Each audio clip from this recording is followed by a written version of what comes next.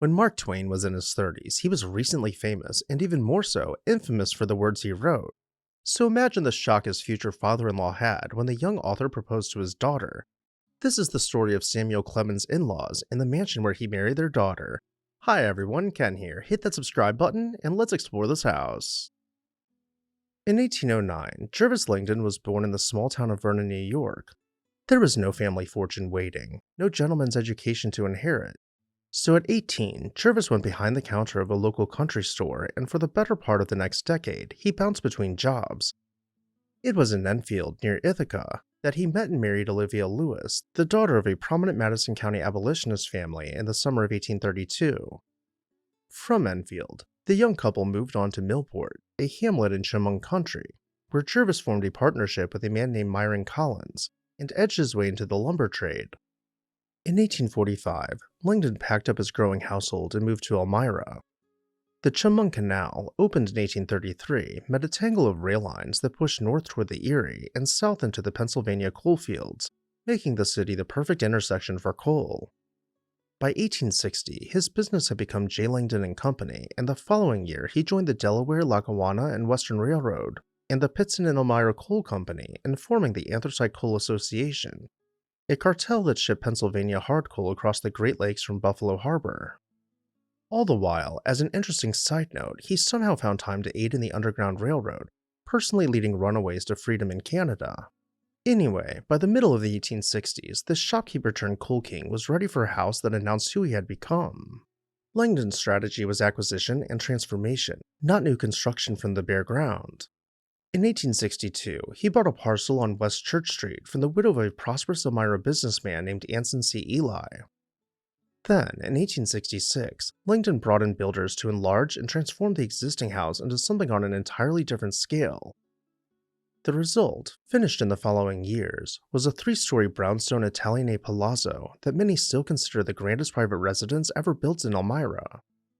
The main facade was dominated by a pedimented central pavilion that projected boldly forward from the body of the house, flanked by matching projecting bays on the sides. Across the front ran a formal piazza, its columns raised on pedestals and crowned by a stone balustrade. Above it all rose a large square cupola, the belvedere that identifies virtually every serious Italianate villa of the period, from which the family could look clear across downtown Elmira to the bend of the Chemung River. The grounds held outbuildings typical of a major Victorian household, a carriage house, stables for the horses, a garden, all enclosed by a cast iron fence. But perhaps the most magnificent of these was the greenhouse, where plants would be grown year-round, offering a retreat from Elmira's harsh winters. Let's head around front, ascend the porch, and begin making our way inside. The entrance hall established the ambition of the house at the front door. It ran wall-to-wall with patterned Wilton carpet, and a matching runner with sewn-on borders climbed the main staircase behind it. Everything about the hall, sober, broad, and finished with the same double OG molded door frames that reappeared throughout the renovation, was designed to tell a visitor exactly what kind of household they had just walked into.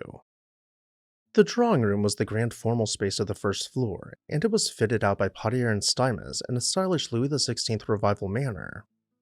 There were sofas, armchairs, a central table, a pier mirror, a console table topped by a second mirror and flanked by a pair of pedestals, and carved window cornices.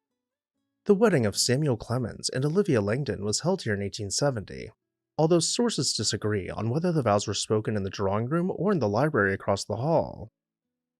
The library, by contrast, was decidedly not for show. It was the family room, informal and casual and lived in, the place where the Langdons read and wrote, played and napped. The walls held 2 landscapes by the Elmira painter George W. Waters, an important Hudson River School figure. At one side stood the great slant-front Renaissance Revival desk of walnut that was Jervis's personal writing station, solid, grave, and the appropriate register for a gentleman's desk. In the center of the room, a library table served as the writing surface for the rest of the family. Mark Twain, who practically lived in Elmira in the summers of the 1870s and 1880s, knew this room intimately. The reception room directly across the hall from the drawing room was a smaller parlor meant for the elaborate Victorian ritual of the social call. When the Langdons entertained very large crowds, the folding doors between the reception room and the drawing room could be thrown open and the 2 spaces made into one. The dining room was reworked in 1874 in the aesthetic movement then sweeping through elite American interiors. It featured beadboard dado on the lower walls, double OG molded doors and window frames punctuated by square corner blocks decorated with round bosses, and a ceiling of beams and panels of beaded boards. Olivia's private sitting room, sometimes called her boudoir, served as her personal sanctuary and administrative command center. A decade and a half of sustained Pottier and Stymus patronage eventually layered the mansion's rooms with pieces in Italian Renaissance, Spanish Baroque, Louis XV, and American colonial styles. By the turn of the 20th century, the house was less a single style statement than a stratified archive of nearly every major revival fashion of the American Gilded Age. Now, no account of the Langdon Mansion can skip the son-in-law who made it famous.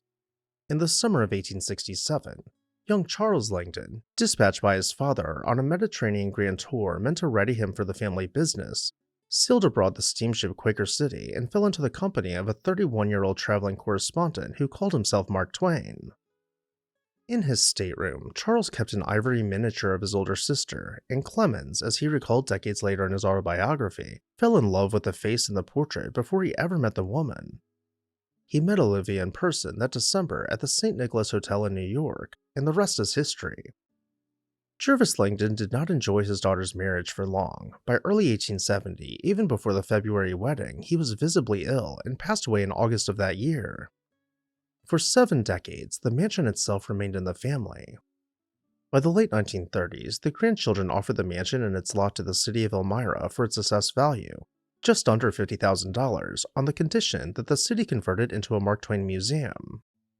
But in the tail end of the Great Depression, the city had no appetite for taking another downtown parcel off the tax rolls for a literary shrine to a man who had never actually lived there full time, and they declined. In 1939, the family sold the property to a real estate developer. Before demolition, a public auction dispersed what remained of the contents.